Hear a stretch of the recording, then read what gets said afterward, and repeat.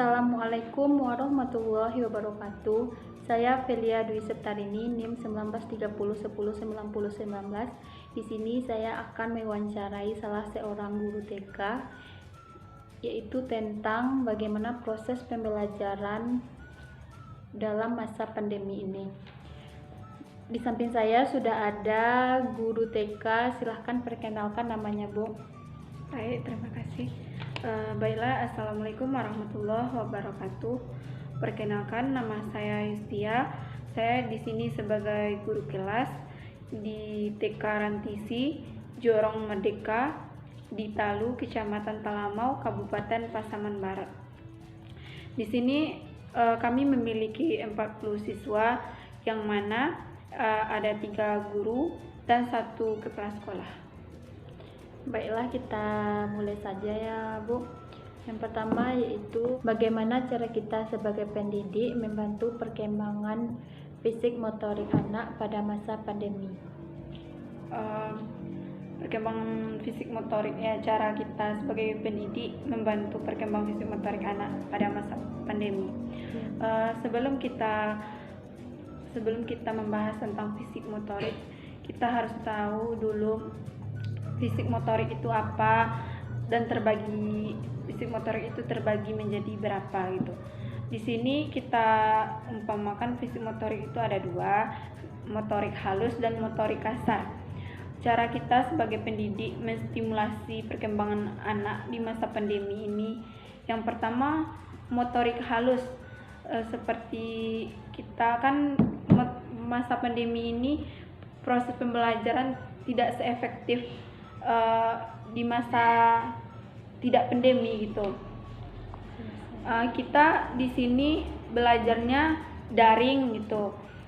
Kalau kita sebagai pendidik, cara menstimulasi anak didik itu sebelum kita kirim video di WhatsApp, di grup WhatsApp, seperti menstimulasi misalnya motorik halus, seperti kita kirimkan di situ seperti bagaimana cara menggambar, melukis. Kita kirimkan videonya dulu di grup WhatsApp. Itu tidak terlepas dari bantuan orang tua di situ. Kita sebagai pendidik harus bekerja sama juga dengan orang tua. Tidak mungkin kita saja yang bekerja di sana. Harus ada harus ada kerjasama kita sebagai pendidik dengan orang tua murid. Baiklah, selanjutnya Bu, yaitu apa saja media yang bisa kita berikan kepada anak untuk menstimulasi perkembangan fisik motoriknya pada masa pandemi seperti saat sekarang ini? Kalau masa pandemi sekarang ini, kita bisa mengirimkan video melalui grup WhatsApp. Sebelum kita menyuruh anak melakukan ini, kita terlebih dahulu mempraktekkan cara-caranya agar kita bisa menstimulasi anak untuk melakukannya, seperti misalnya motorik halus seperti menggambar, meruncing, melukis, meremas-remas kertas. Kita harus mengirimkan videonya terlebih dahulu. Sebelum kita menyuruh anak-anak, kita harus melakukannya terlebih dahulu, direkam, kita kirimkan videonya ke WhatsApp. Itu tidak terlepas dari bantuan orang tua murid. Baiklah, selanjutnya Bu, itu apa saja hambatan proses belajar dalam masa pandemi yang berkaitan dengan perkembangan fisik motorik anak ini? Hambatannya ya? Iya, Bu. Iya, masa pandemi ini proses pembelajaran tidak seefektif di masa biasanya kan. Kalau masa pandemi ini pembelajarannya terbatas, tatap muka terbatas. Apalagi untuk anak PAUD itu sangat sulit sekali meninjau perkembangan anak. Itu sangat tidak lepas gimana tuh? Itu tidak lepas bantuan dari orang tua. Orang tua sangat berperan penting, seperti kita menyuruh anak melakukan ini, misalnya kayak menstimulasi anak melakukan motorik halus seperti ini itu tidak terlepas dari bantuan orang tua. Tidak mungkin kita menyuruh anak gini-gini, tidak ada bantuan orang tua di rumah, itu tidak akan berjalan dengan lancar. Baiklah, selanjutnya Bu, bagaimana cara kita sebagai pendidik mengasah perkembangan motorik anak ini Bu? Baiklah, selanjutnya yaitu apakah ada dampak pandemi terhadap perkembangan fisik motorik anak usia dini? Dampaknya tentu ada. Yang pertama, dampak positifnya.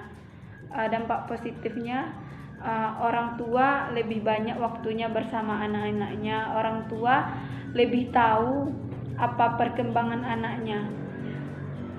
Kalau tidak masa pandemi, orang tua kan hanya mengantarkan anaknya ke sekolah, pulang sekolah kadang-kadang orang tua tuh tidak memperhatikan anaknya. Kalau di masa pandemi ini kan kita memberikan stimulasi nih di video, kayak memberikan video di WhatsApp. Orang tua tentu lebih besar pula perannya di sana. Jadi dampak positifnya orang tua tuh tahu perkembangan anaknya gimana gitu. Kadang-kadang orang tua ini hanya menuntut anaknya harus seperti ini, sedangkan belajarnya hanya di sekolah tanpa dukungan orang tua di rumah. Kalau dampak negatifnya ya banyak sekali. Karena apa? Karena belajarnya tidak seefektif belajar biasa. Jadi masa-masa kita dengan anak tuh kan tidak beberapa. Kalaupun ada pertemuan itu pun bershift, ada 2 shift itu pun dibatasi, harus mematuhi protokol kesehatan, tidak boleh pembelajarannya di sekolah. Itu pun kita adakan dalam satu rumah, misalnya di rumah guru, anak-anak didatangkan. Itu tidak boleh banyak karena kita harus mematuhi protokol kesehatan juga gitu. Baiklah, selanjutnya Bu, bagaimana sistematika proses belajar dalam masa pandemi ini Bu? Sistematikanya adalah kita belajar melalui daring, melalui WhatsApp, kayak memberikan tugas seperti kita menstimulasi anak melalui video, kita minta video anak-anak nih belajar di rumah. Misalnya kita apa materi kita hari ini, kita buatkan, kita rekam. Kita sebagai pendidik dulu yang melakukannya, kayak perkembangan motorik halus misalnya, bagaimana cara mewarnai, bagaimana cara melukis gitu. Kita yang terlebih dahulu melakukannya, baru kita perintahkan kepada anak-anak melalui video WhatsApp dengan dukungan orang tua. Selanjutnya Bu, apakah sebelum atau sesudah pandemi ini pembelajaran yang didapatkan oleh anak usia dini tersebut sama atau tidak? Ulang lagi. Apakah sebelum atau sesudah pandemi ini pembelajaran yang didapati oleh anak usia dini ini sama? Tidak. Karena apa? Karena sebelum masa pandemi, pembelajaran di sekolah ini kan setiap hari tanpa ada waktu yang membatasi. Misalnya kalau masa pandemi ini kan kita tidak boleh belajar tatap muka, kita harus juga mematuhi protokol kesehatan.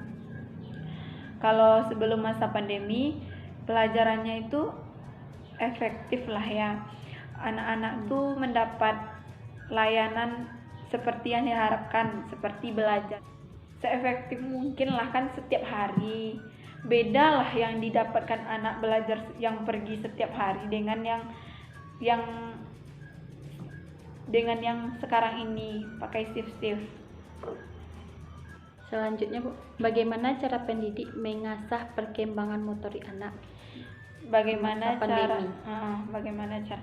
Dengan memberikan menstimulasi peserta anak didik kita dengan melalui video, dengan gambar, tidak lepas dengan bantuan orang tua.